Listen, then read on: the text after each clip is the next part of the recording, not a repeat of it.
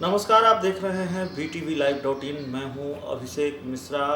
बिहार के दिग्गज नेता और केंद्र की कई सरकारों में मंत्री रहे रामविलास पासवान अब इस दुनिया में नहीं हैं। उनका लंबा राजनीतिक सफ़र रहा था और जाहिर है उनके राजनीतिक सफ़र से जुड़ी हुई कई कहानियां हैं। तो ऐसी ही एक कहानी हम आपको बताने जा रहे हैं।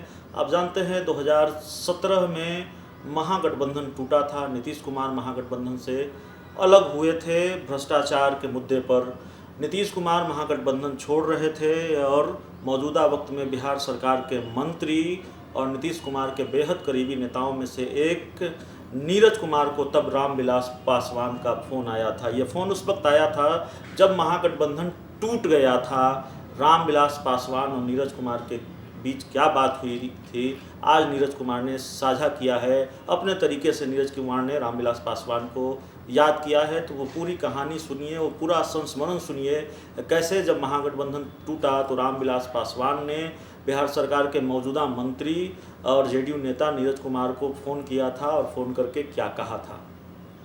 ये केंद्रीय मंत्री रामविलास पासवान जी समाजवादी विचारधारा के और संभवतः जहाँ तक मुझे स्मरण है 1967 से लगातार हम लोग के जन्म के समय से लगातार वो विधायिका और संसदीय जीवन में रहे और दलित विमर्श के केंद्र में रहे।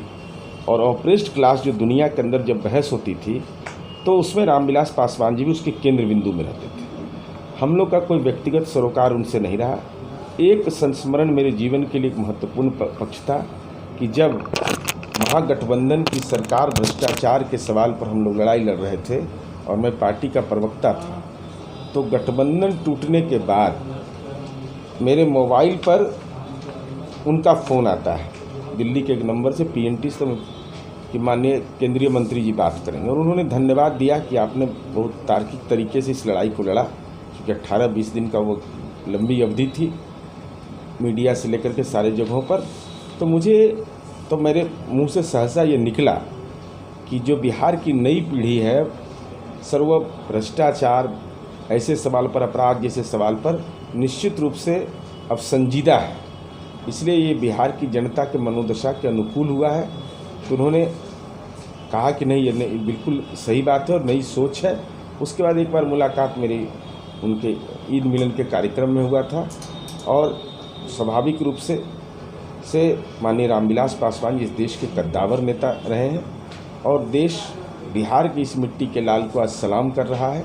और इस उम्मीद के साथ कि नई पीढ़ी के लोग जो नई राजनीतिक चुनौतियां हैं, जो राजनीति का विकृत स्वरूप करने की जो मंशा है, उस पर वज्रपात करना हम समझते हैं उनके प्रति सच्ची श्रद्धांजलि होगी। तो इस तरह से याद किए जा रहे हैं रामविलास पासवान। कई कहानियां हैं, केंद्र में कई बार मंत्री रहे, लंबा राजनीतिक सफ़र रहा और पूरा राजनीतिक जगत शोक की लहर में डूबा हुआ है। अपने अपने तरीके से लोग उनको याद कर रहे हैं। कई कहानियों में से एक कहानी हमने आपको बताने की कोशिश की है नीरज कुमार के ज़रिए। मंत्री नीरज कुमार ने ऐसे याद किया उनको। तो VTVLive.in में इतना ही। धन्यवाद।